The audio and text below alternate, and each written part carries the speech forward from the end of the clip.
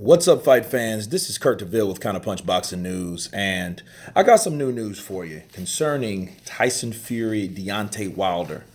Deontay Wilder has stated that he will be ringside at the Tyson Fury Pianeta fight, and and it's it's normal that because he was ringside at the Luis Ortiz fight when Luis Ortiz fought his opponent, and he was able to get in the ring, and Luis Ortiz, invited him into the ring, because Ortiz was hungry for that fight, and they were face to face. They got in the ring, and that fight was shortly made.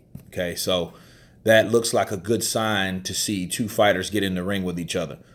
Tyson Fury and Deontay Wilder have been in the ring together, as we all know.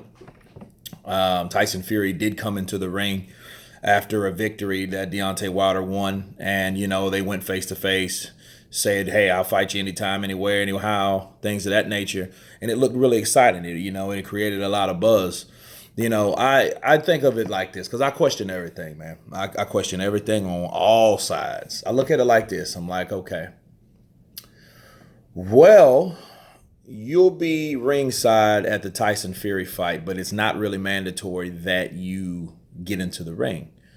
Well, you could say, well, because he's already been into the ring and they're in negotiations, but no contract has been signed. Well, my only problem with that personally is that he should have went to, I think it was was it the Takam fight? No, the Parker fight. He should have been ringside at the Parker fight because he was invited by Sky Sports to be over there as a commentator in that fight, and he didn't show, or he didn't come in because that particular time Joshua didn't want him to be in because he didn't want to make a spectacle out of it, right? So, he didn't let him in the ring.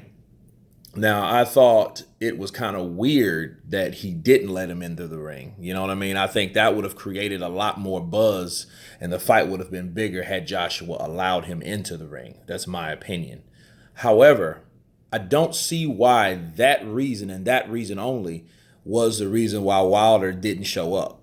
So, you know what I mean? So you got to look at both situations. Like, no, I'm not letting you in the ring. Like, why are you not letting him in the ring? And then since I'm not getting in the ring, dude, you still get a check. You know what I mean? These commentators get a check, bro. So you're gonna turn down the possibility of and the job and the money to come over to be ringside to commentate this fight. Then you get a up close personal look at your fighter that you want to fight, right? The other heavyweight champion in the world. So I don't see why he didn't come because of that. And I'm like, dude, you still could have came. You know what I mean? Yeah, he didn't have to tell you not to get into the ring, but you still could have came and got that check. And then you could have still seen things that you probably would have missed. Seen habits that Joshua does, things of that nature. And that's, you get paid, you commentate, you're able to be in England because they see you in England. So you make a buzz over in England, in a guy's home country. So should I say a superstar's home country? Let me rephrase that, okay? Because we got to make that known. And you have a lot of benefits to that, and I don't see why he didn't go. You know what I mean? I think that his I think he took it personally. You know what I mean? I don't know.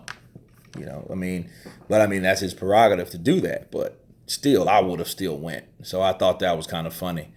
But then, you don't have a problem if you can or cannot get in the ring with Tyson Fury. But honestly, I don't think Tyson Fury would have a problem like Joshua getting Deontay Wilder into the ring.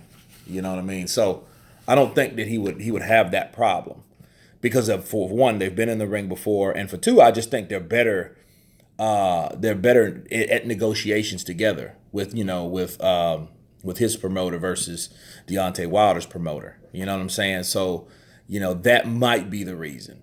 You know what I mean? But mind you, Deontay Wilder did want to get into the ring again at the end of the Provectin fight, and Joshua's reason or excuse, however you want to slice it, stench, smell, for not wanting Deontay Wilder in the ring this particular time was because he didn't sign the contract to fight the 15 million. Okay, the $15 million.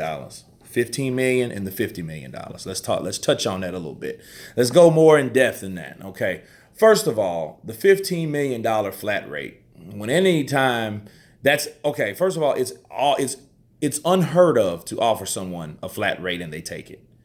It's been done, it's been attempted before, but it's never actually happened. And it seems like to me that the 15 a flat rate of any amount, would be the first standard offer in negotiations. In this case, it was about the second. You know what I mean? Because it was 12.5, right? Then 12.5 turned to 15 million. So, and according to Hearn or Joshua's corner, they're not going up on that money, which I think they will. You know what I mean? And and then the $50 million, it wasn't satisfied. Joshua said, I'll fight you for $50 million, right? So, but why would I have to come to the U.S. to do that? And I have the belts and this, that, and the other. Do you have the money and all that? You know what I mean? So that all kind of got lost in translation there too. So, but back to the 15 million flat rate, you can remember Golovkin turned down 15 million flat rate to fight Canelo.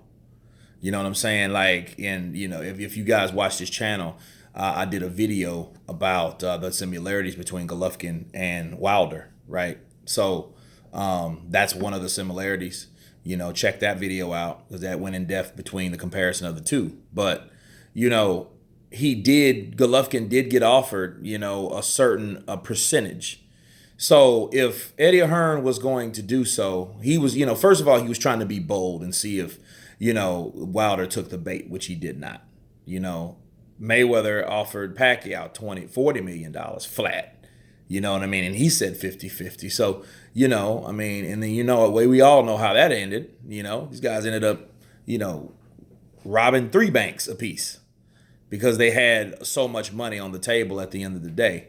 So I think what it is, Wilder's rebuttal is to fight or to accept the fight with Fury. But I think it was more or less Fury calling out and making this fight happen more than Wilder. Wilder, I believe, is just going to accept the terms versus Fury was the one that's saying like, hey, I'll go over there and fight, So I think that if Wilder beats and knocks out Fury quickly, he's still going to have people criticizing him. Because, okay, depending on how Fury looks in his next fight between Pianeta, and the training that he has, it all depends. Because if Wilder goes out here and just destroys Fury, right, knocks his top off, everyone is going to say, and especially the A side, the Joshua fans, and a lot of people are going to criticize him. Like, why did you fight somebody that's been there for 2 years? And of course the Wilder fans are going to say, well, hey, wouldn't Klitschko, the same time of inactivity as Fury?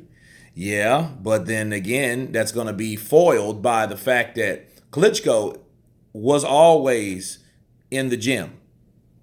Just because he wasn't fighting doesn't mean he wasn't training. He was always training. He's training right now. He spars at least once a week right now. And he's been retired since how long? Over a year and a half. So no, that's not, so he thinks that his rebuttal is, hey, I beat Fury, then they're going to have to offer me more money. That's a possibility, but that's not absolutely set in stone that that's going to happen that way, simply because you beat the linear champion, you knock out Fury. The only thing is, okay, well, I could have done that. You know what I mean? I could have knocked out a guy that was on coke.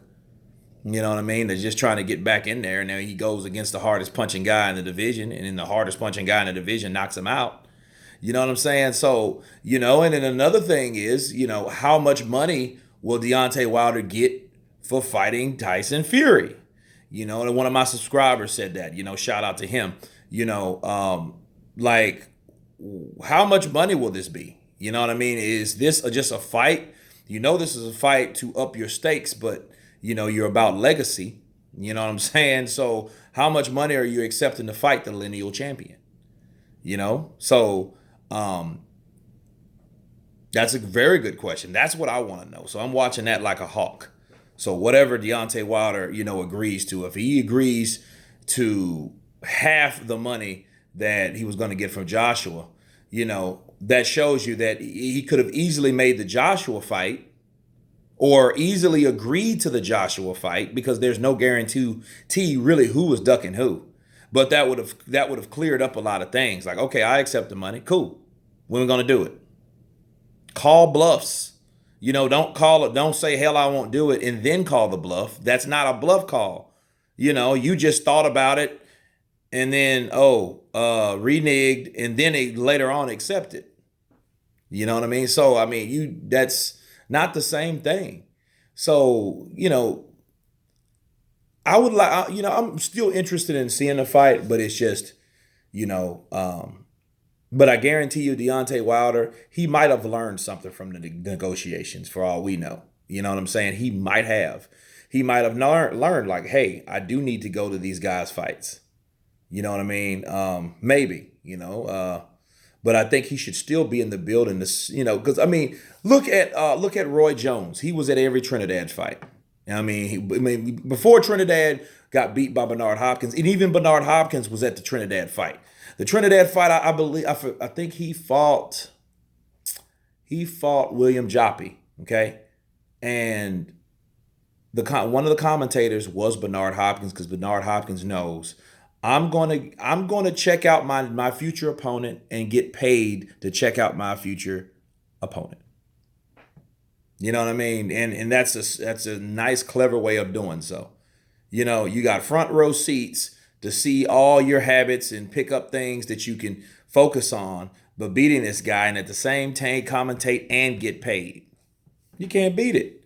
So that's my thing about it. I feel that Deontay Wilder should have still went, even though I feel that Joshua shouldn't have let him into the ring because that only helps him at the end of the day, and his fan base. Like, hey, yeah, let him into the ring. You know what I mean? I want to see this guy anyway. You know what I mean? I would like to see that. That would have made so much buzz. Ellie Setback and all those guys that that's recording that, filming that live, that would have went viral. The press conference to whatever fight that was, man, that would have went after the Parker fight. Man, that would have done numbers. So I would love to see that. You know what I mean? So I don't know. You guys tell me what you think about it. Give me your suggestions, your comments. Of course, please subscribe. And you guys been counterpunched. Peace.